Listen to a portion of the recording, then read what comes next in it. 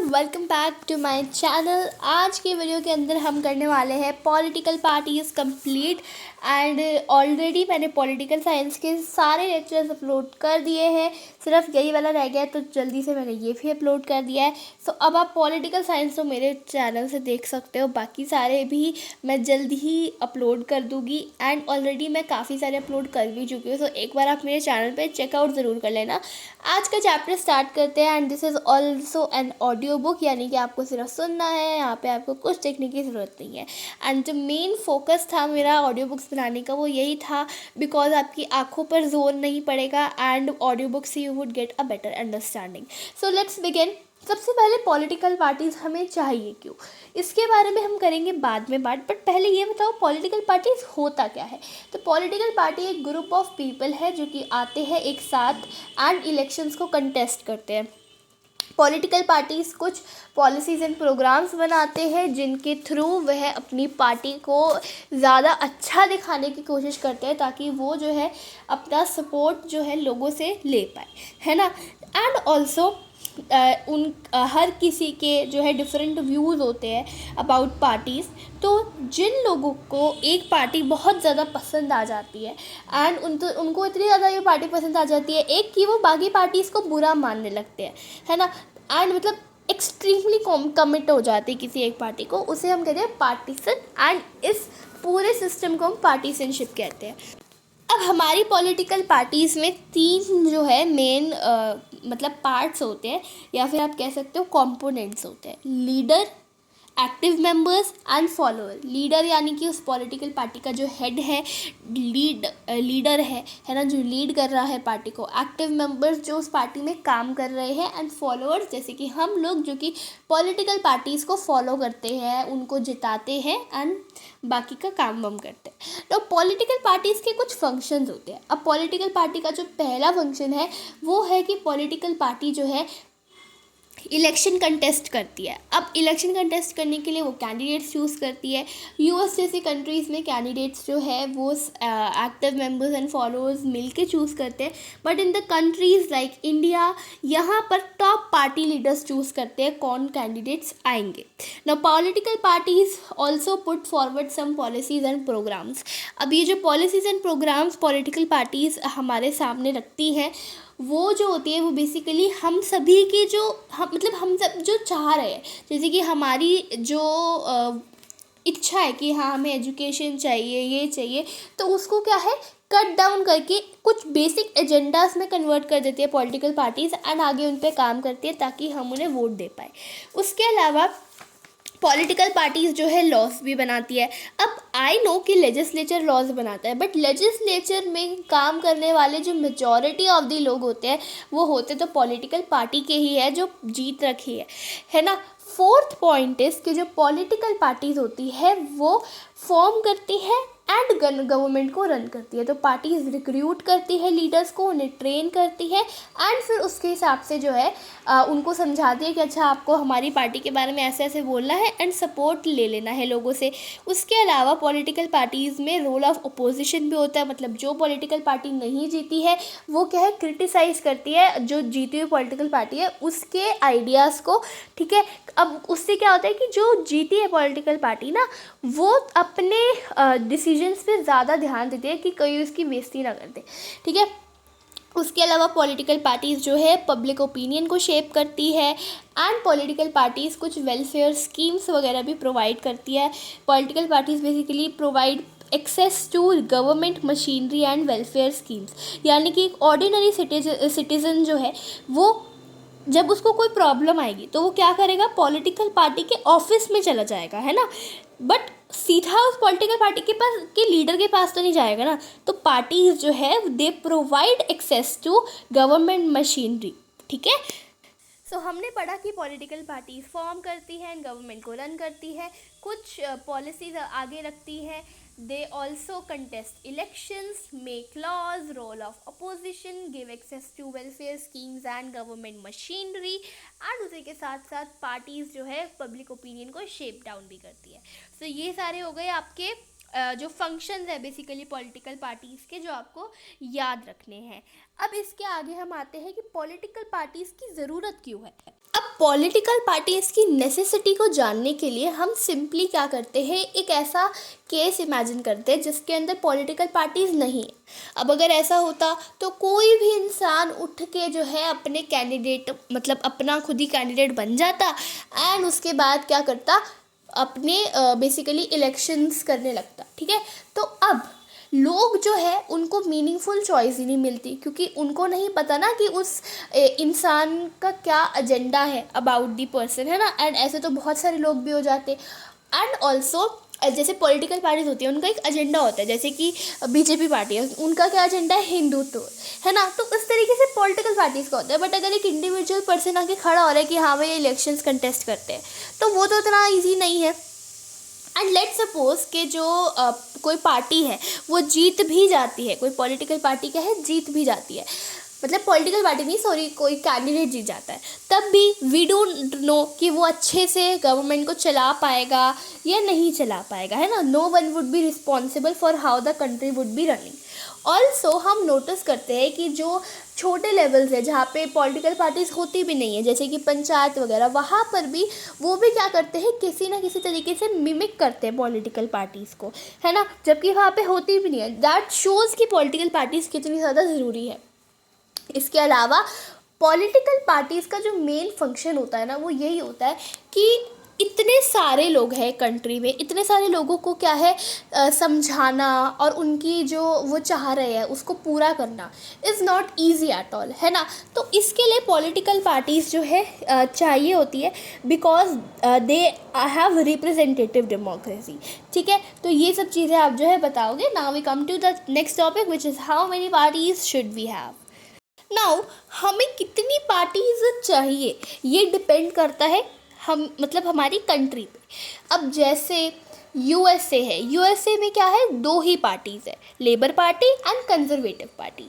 अब वही उन दोनों में से क्या जीतता रहता है, तो उसे हम कहते हैं टू पार्टी सिस्टम। अब इसके फ़ायदे क्या है कि भाई ज़्यादा पार्टीज़ नहीं है तो क्या है, इंस्टेबिलिटी नहीं होती, कोalition गवर्नमेंट की फॉर्मेशन नहीं होती, एंड इसके अलावा चॉइसेस हमें मिलती है। बट डिसएडवांटेज क्या है कि ज़्यादा चॉइसेस नहीं मिल रही है ना। एंड देखा जाए तो दोनों पार्टीज़ की क्या है, बेसिक ही आइडियोलॉजी है ना, तो इंसान भी कंफ्यूज है कि भाई किसे वोट करे। इसके अलावा चाइना में क्या है, एक कम्युनिस्ट पार्टी ही है, तो क्या है उसे हम क्या कहते हैं, वन पार्टी सिस्टम। उसके तो सारे जो है नुकसान ही नुकसान है। Then that is not called democracy. जब एक ही पार्टी है तो उसको डेमोक्रेसी नहीं कह सकते। इस तरीके से इंडिया में क्या है, मल्टी पार्टी सिस्टम है। इसका फ़ायदा क्या है, बहुत सारी चॉइसेस मिलती है एंड कोalition गवर्नमेंट की फॉर्मेशन हो जाती है, जिसकी वजह से कहीं ना कहीं देखा जाए तो डिसीजन मेकिंग का जो प्रोसेस होता है वो ज़्यादा बेटर होता है। बट जो नुकसान है वो ये है कि मीनिंगफुल चॉइसेस नहीं मिलती है। क्यों? क्योंकि हर पार्टी आजकल क्या है, सेम आइडियोलॉजी ही लेकर घूम रही है। इसके अलावा अलायंसेस के बारे में हम पढ़ते हैं, जैसे कि नेशनल डेमोक्रेटिक अलायंस है, यूनाइटेड प्रोग्रेसिव अलायंस है। तो अलायंस बेसिकली जब सेवरल पार्टीज़ एक मल्टी पार्टी सिस्टम में ज्वाइन करती है अपने हाथों को for contesting elections and winning power, it is known as alliance या फिर front. Now we come to the next topic which is national parties. अब एक नेशनल पार्टी होती क्या है? हम अब पहले पढ़ते हैं कि national party and state party में डिफरेंस क्या होता है। तो अगर एक पार्टी जो है वो at least 6% of the total vote एक स्टेट की लेजिस्लेटिव असेंबली में जीत लेती है एंड 2 सीट्स जीत लेती है, then that is a state party. क्या है वो? स्टेट पार्टी, यानी कि रीजनल पार्टी। बट अगर एक पार्टी जो है at least 6% of the total vote Lok Sabha में ले लेती है या फिर 4 स्टेट्स के असेंबली इलेक्शंस को जीत लेती है और उसके साथ साथ 4 सीट्स भी लोकसभा में जीत लेती है, then that party is known as a national party. अब हम बात करते हैं हमारी कंट्री की नेशनल पार्टीज़। नाउ यहाँ पर एक बहुत ही बड़ा कन्फ्यूजन है बच्चों को। सो बेसिकली 2024 में जो न्यू बुक आई है रैशनलाइज, उसके अंदर all India Trinamool Congress, communist party of India और नेशनलिस्ट कांग्रेस पार्टी, ये तीनों पार्टीज़ कट चुकी है एंड आम आदमी पार्टी और नेशनल पीपल पार्टी ऐड हो गई है। तो प्लीज़ आप रैशनलाइज सिलेबस के हिसाब से पढ़ना, ठीक है।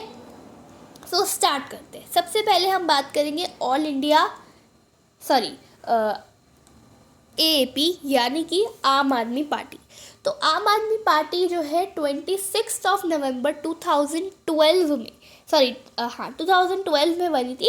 एंड आफ्टर 2011 का एंटी करप्शन मूवमेंट ये बनी थी। एंड इसका जो आइडिया है वो है accountability, clean administration, transparency and good governance. And इसने ये जो गवर्नमेंट बनाई थी ये इंडियन नेशनल कांग्रेस के सपोर्ट के साथ बनाई थी। एंड ये थर्ड फ्रंट भी बनी है of Gujarat. And it is the second largest party in Delhi legislative assembly. And presently ये अब पंजाब एंड दिल्ली में है, बट अब तो दिल्ली से हट गई इस साल के इलेक्शन से 2025 के। But anyways next we come to Bahujan Samaj party, जो कि बनाई गई थी by Kanshi Ram ji in 1984। And इनका जो मेन मोटिव था वो था about Dalit, Adivasis, OBCs and religious minority को क्या देना, सपोर्ट देना। एंड इनकी इंस्पिरेशन जो थी वो ज्योतिबा फूले, महात्मा फूले बेसिकली, सहू महाराज, पेरियार रामास्वामी नायकर एंड बाबा साहेब अम्बेडकर जी से थी। And they basically wanted welfare of Dalits and the oppressed people. And इन्होंने उत्तर प्रदेश में बहुत बार अपनी पार्टी को जो है पार्टी का नाम रोशन किया है। एंड एक चीज़ मैं पहले ही बता देती हूँ कि कितनी सीट मतलब जो है ली गई है पार्टी के द्वारा, वो चीज़ें आपके एग्ज़ाम में नहीं आने वाली है, बट MCQ फॉर्म में आ सकती है, तो पढ़ लेना। देखो, आम आदमी पार्टी ने 1 सीट सिक्योर करी है एंड बहुजन समाज पार्टी ने 3.63% वोट्स लिए थे इन 2019। भारतीय जनता पार्टी की बात करते हैं, 1980 में श्यामा प्रसाद मुखर्जी ने बनाई थी, ठीक है। एंड ऑल्सो इसका नाम जो था वो भारतीय जन संघ था। इसके अलावा ये जो है इसका जो बेसिकली आइडिया है वो है हिंदुत्व। एंड ये दीनदयाल उपाध्याय जी के जो वैल्यूज़ है, जिन्हें अंत्योदय भी कहते हैं, उनसे ही अपना बेसिकली वो लेती है inspiration. And this party wanted a full territorial and political integration of Jammu and Kashmir. And उन्होंने इसलिए, आपको याद होगा, आर्टिकल 371 जो है हटाया भी था। अब इनकी जो है अलायंस, उसका नाम है नेशनल डेमोक्रेटिक अलायंस। एंड ये कई बार जो है आजकल आप देखते हो कई बार क्या है ये पार्टी बन चुकी है। बेसिकली मोदी जी की सरकार जो है वो भारतीय जनता पार्टी है। एंड कमल का साइन आपको याद रखना है। उसके बाद आते हैं हम कम्युनिस्ट पार्टी ऑफ इंडिया यानी कि CPI में, बट ये आपका कट हो गया। तो अब communist party of India Marxist बन गया है। तो बेसिकली जो ये वाली पार्टी है ये 1964 में बनी थी। एंड ये मार्क्सिज्म लेनिनिज्म में आती है। एंड ऑल्सो ये सपोर्ट करती है हर टाइप के इज़म को, जैसे कि socialism, secularism and democracy. And oppose करती है इम्पेरियलिज्म एंड कम्युनलिज्म को। एंड ये जो है स्ट्रॉन्ग सपोर्ट अपना वेस्ट बंगाल, केरला, त्रिपुरा में पहले ही पा चुकी है। एंड इसने 3 सीट्स जो है जीती हुई है। इंडियन नेशनल कांग्रेस सबसे पुरानी पार्टी 1885 में जवाहरलाल नेहरू जी ने बनाई थी। एंड आप देखते होंगे, आपको तो पता ही होगा यार कांग्रेस के बारे में। अब कांग्रेस एक पार्टी जो है वो ना ही राइटिस्ट है ना ही लेफ्टिस्ट है, यानी कि ये जो पार्टी है ये सेक्युलरिज्म में एंड वीकर सेक्शंस के वेलफेयर में बहुत बिलीव करती है। एंड ये पार्टी जो है लीडर है of the alliance known as united progressive alliance, ठीक है, फ्रॉम 2004 to 2019। एंड करेंटली ये प्रिंसिपल अपोजिशन पार्टी है लोकसभा में, आपको तो पता ही होगा यार इस बारे में। Now we come to next party which is national people party. अब ये जो है जुलाई 2013 में अंडर PA संगमा की लीडरशिप में बनी थी। And it is the first national party from north east India, ठीक है। और ये पार्टी बिलीव करती है in diversity and to recognise different developmental challenges. जो कोर फिलॉसफी है वो है education and employment for all the people. Meghalaya and बहुत सारे नॉर्थ ईस्टर्न स्टेट्स में बनी हुई है। 2019 में इसे मिली थी 1 सीट इन लोकसभा। उसके बाद बात करते हैं हम स्टेट पार्टीज़ की। स्टेट पार्टीज़ वो पार्टीज़ है जो कि अपने स्टेट पे फोकस करती है। अब कुछ स्टेट पार्टीज़ है जैसे कि बीजू जनता दल है, सिक्किम डेमोक्रेटिक फ्रंट है, मिज़ो नेशनल फ्रंट है। ये सब क्या है, तेलंगाना राष्ट्र समिति है। ये सारी पार्टीज़ जो है ये अपना ही अपने स्टेट पे फोकस करती है। बट कुछ पार्टीज़ ऐसी होती है जो कि है तो स्टेट पार्टीज़, बट इन्हें ना नेशनल चीज़ों पर भी फोकस करना होता है। जैसे कि समाजवादी पार्टी है, राष्ट्रीय जनता दल है। अब इसने हमारे फेडरलिज्म को बहुत इम्प्रूव किया है, क्योंकि आफ्टर 1996 जो है कोई भी एक पार्टी अपना मेजॉरिटी नहीं ले पा रही है, तो स्टेट पार्टीज़ के साथ मिलकर वो कोalition गवर्नमेंट जो है फॉर्म कर रही है। Now we come to the next thing which is challenges to political parties. So challenges की बात करी जाए तो सबसे पहला चैलेंज है lack of internal democracy. Regular meetings नहीं होती है, एंड पॉलिटिकल पार्टीज़ में जितने भी मतलब एक पॉलिटिकल पार्टी के जितने भी मेंबर्स हैं उनके एक प्रॉपर लिस्ट नहीं है ना। एंड कुछ लीडर्स को ज़्यादा पावर मिलती है, कुछ लीडर्स को कम मिलती है, ऑल्दो वो कम लीडर ज़्यादा काबिल हो गए, है ना। तो यही प्रॉब्लम जो है हमें देखने को मिलती है। एंड ऑर्डिनरी मेंबर्स जो है उन्हें सफिशिएंट इन्फॉर्मेशन ही नहीं मिलती कि भाई पार्टी के अंदर हो क्या रहा है। पार्टीज़ ऑर्गेनाइजेशनल मीटिंग्स वगैरह नहीं रखती है, इंटरनल इलेक्शंस रेगुलरली नहीं करती है। दूसरा है डायनेस्टिक सक्सेशन, यानी कि जैसे अगर कोई, जैसे जवाहरलाल नेहरू जी है वो कांग्रेस के लीडर बने तो उसके बाद उन्हीं के बेटे लीडर बनेंगे, या जो भी आगे आप देख सकते हो। जैसे मतलब कि अपनी फैमिली में ही बना रहे हैं लीडर्स को, this is known as dynastic succession. तो this is a really bad thing. क्यों? क्योंकि क्या पता कोई और जो है ज़्यादा काबिल हो, है ना। आप तो डायनेस्टिक सक्सेशन के हिसाब से किसी को भी बना रहे हो। Third is money and muscle power. Parties क्या है, क्या करती हैं, जो रिच लोग हैं ना उनको वो रिच लोग क्या है वो पार्टीज़ को फंड करते हैं, एंड देन उन पार्टीज़ को वो बोलते हैं बाद में जब वो जीत जाती है कि हाँ हाँ हमने तुम्हें फंड किया था तो ये चलाओ एंड फिर ये करो। एंड ऑल्सो पार्टीज़ कभी कभार क्रिमिनल्स को भी सपोर्ट करती है to win supports. Now lack of meaningful choices, कि हर एक पार्टी का क्या है, एक सेम ही आइडियोलॉजी लेके घूम रही है कि एक पार्टी कह रही है एम्प्लॉयमेंट वो दूंगी, दूसरी पार्टी कह रही है जॉब्स दूंगी। तो भाई दोनों ही बात तो सेम ही कह रहे हो, तो इंसान चूज करने में बहुत प्रॉब्लम फेस करता है। इसके अलावा पार्टीज़ को अब हम रिफॉर्म कैसे करें, तो पहला होता है एफिडेविट, कि एक एफिडेविट क्या है बना के रख दो। एफिडेविट से बेसिकली फ़ायदा ये होता है कि सारे जितने भी क्रिमिनल केसेस है अगर किसी मेंबर के अगेंस्ट, तो वो सब पता लग जाता है, ऑल्दो पार्टी सच सच बताती नहीं है। इसके अलावा एंटी डिफेक्शन लॉ बन गया है कि अगर आप एक पार्टी में जीत गए हो, आपको सीट मिल गई है, तो आप उसे छोड़ के नहीं जा सकते, एंड अगर आपको छोड़ के जाना है तो आपकी सीट भी क्या है लूज़ होगी। इसके अलावा इलेक्शन कमीशन ने बोला है कि आप क्या है इनकम टैक्स रिटर्न को भी फाइल करोगे, इससे क्या है ब्लैक मनी के चेकिंग भी हो सकती है। बट पार्टीज़ कभी कभार क्या करती है, they do this for formality, असली में वो सच बात नहीं बताती है। ऑल्सो कुछ लॉज बनाने चाहिए to regulate the internal affairs of political parties. कुछ लॉज बनाने चाहिए जिसके अंदर 1/3 सीट्स वुमेन कैंडिडेट्स के लिए हो, SCs के लिए कोटा वगैरह हो।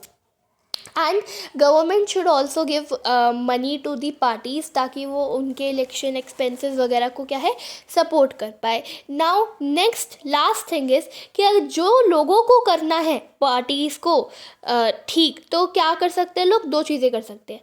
या तो लोग पार्टीज़ पे प्रेशर बनाए जिन्हें हम प्रेशर ग्रुप्स कहते हैं, है ना। या तो पार्टीज़ पे क्या है लोग प्रेशर बनाए कि हाँ तुम्हें ये करना ही पड़ेगा, करना ही पड़ेगा। ये दूसरा क्या करा जा सकता है कि जिन लोगों को लगता है कि हाँ हमें इस पार्टी में चेंज चाहिए, वो खुद पॉलिटिक्स ज्वाइन कर ले। अगर वो खुद पॉलिटिक्स ज्वाइन कर लेंगे तो वो खुद ही ये सब चीज़ें क्या है चेंज कर सकते हैं। So I hope this chapter was clear to all of you, and इस चैप्टर से काफ़ी क्वेश्चंस पूछे जा सकते हैं, एंड बहुत ज़्यादा इम्पॉर्टेंट है ये चैप्टर। इसके अंदर नेशनल पार्टी वाला जो पार्ट है ना वो बच्चों को मुश्किल लगता है, बट ऑनेस्टली बोलो वो भी ईजी है। आप क्या है ना एक टाइमलाइन बना के रख दो बेसिकली ईयर्स की कि कौन सी पार्टी कब बनी, जैसे कि 1885, 1964, 1980, 1984, 2012, 2013। अब आप क्या है INC, CPIM, BJP, BSP, AAP, NPP ऐसे क्या है रिस्पेक्टिवली होएगा। तो आप इस तरीके से नोट्स बना के रख लो, cheat sheet kind of, and जब आपका एग्ज़ाम होगा आप उसे फटाफट से देख के जा सकते हो, and this would actually help you a lot. Also बाकी के पॉलिटिकल साइंस के चैप्टर्स को देखने के लिए मेरे चैनल पे आपको जाना है एंड आपको प्लेलिस्ट पे क्लिक करना है एंड वहाँ पर पॉलिटिकल साइंस की प्लेलिस्ट जो है पूरी डली हुई होगी, जिसके अंदर मैंने सारे चैप्टर्स करा दिए, चाहे वो पावर शेयरिंग है, फेडरलिज्म है and gender, religion and caste है, आउटकम्स ऑफ डेमोक्रेसी है, सब कुछ मैं उसमें डाल चुकी हूँ। तो आप ज़रूर एक बार चेकआउट करना and best of luck for your social science का board exam. I know you can do it, it would be really easy अगर आप अच्छे से पढ़ के जाते हो। And please don't take civics lightly, क्योंकि ये 20 मार्क्स की है। I hope this video was helpful. I will see you in the next video. तब तक के लिए take care and bye bye.